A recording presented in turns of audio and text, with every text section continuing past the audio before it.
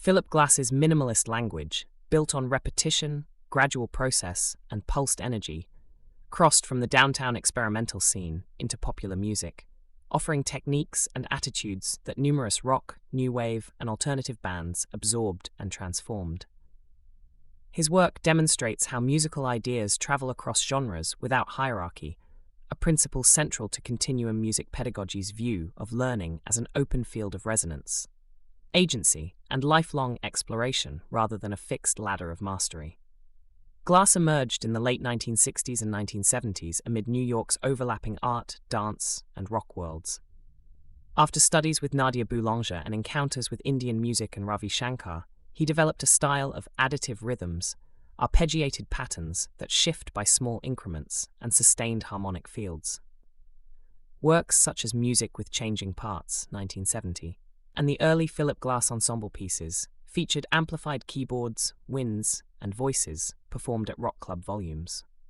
The ensemble itself was modeled on a band rather than a chamber group, complete with a dedicated sound designer.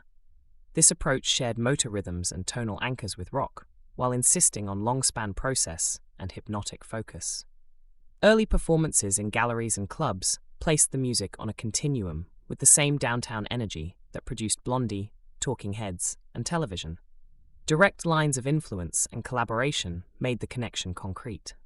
Brian Eno and David Bowie encountered Glass's music in the early 1970s.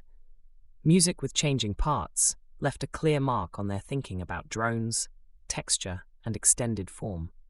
Bowie later acknowledged the commercial and structural appeal of the Glass ensemble sound.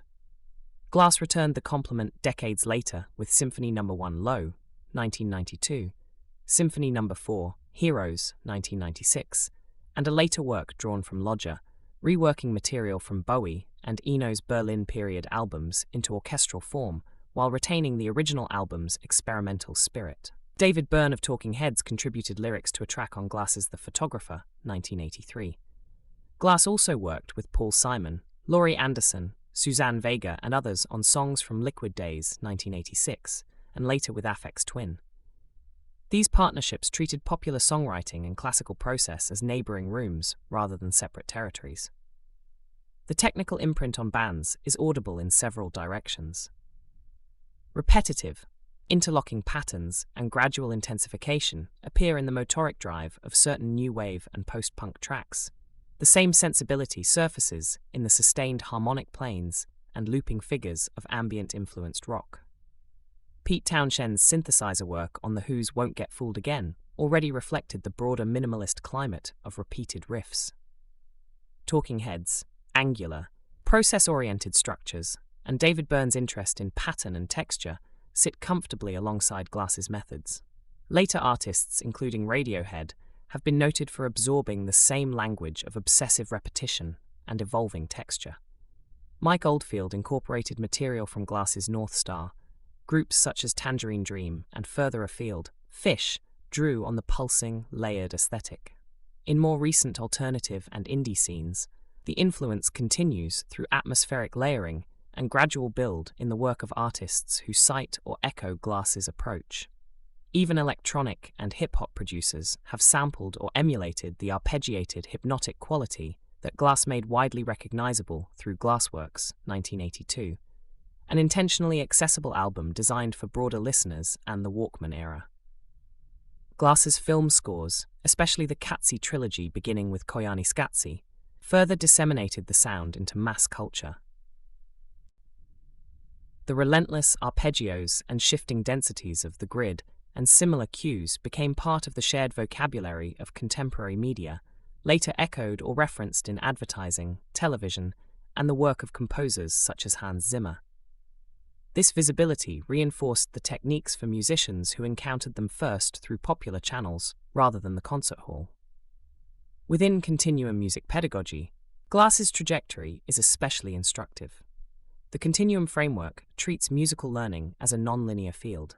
Technique, listening, improvisation, and composition arise interdependently according to context and intention, without rigid stages of beginner versus advanced. An open pattern, a sustained pulse, or a slowly evolving texture can hold equal depth for a first-time explorer and a seasoned practitioner. Glass's music embodies this stance. Its apparent simplicity invites immediate entry. Anyone can grasp the repetition and the small changes, while its long-form process rewards sustained attention and personal agency. Students can begin by playing or improvising short additive cells, then expand them.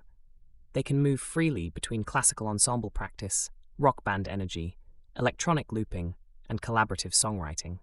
The same material serves different intensities of experience. Glass's own career, performing in clubs, collaborating across genres, writing both monumental operas and headphone-friendly chamber pieces, models the Continuum's rejection of hierarchical genre boundaries and its preference for resonance over correctness. The influence on pop bands therefore illustrates more than stylistic borrowing. It shows how a focused set of musical behaviors, repetition as generative process, pulse as shared ground, gradual transformation as form, can migrate across communities and media, remaining available for reinvention. In a pedagogical setting that privileges curiosity, safety, and lifelong return to the same sonic materials, Glass's example encourages learners to treat classical and popular practices as adjacent spaces on a single continuum. The patterns keep circulating. The invitation is simply to enter, listen, and reshape them according to one's own moment in the field. Sarnia de la Maré Continuum Music Pedagogy